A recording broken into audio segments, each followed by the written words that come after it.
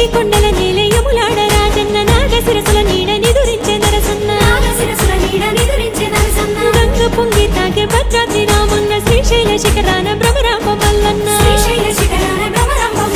బతుకమ్మ నీ జోల పాటలిని ముక్కోటి దేవుళ్ళు పరవశాన మునిగిపోతుంటే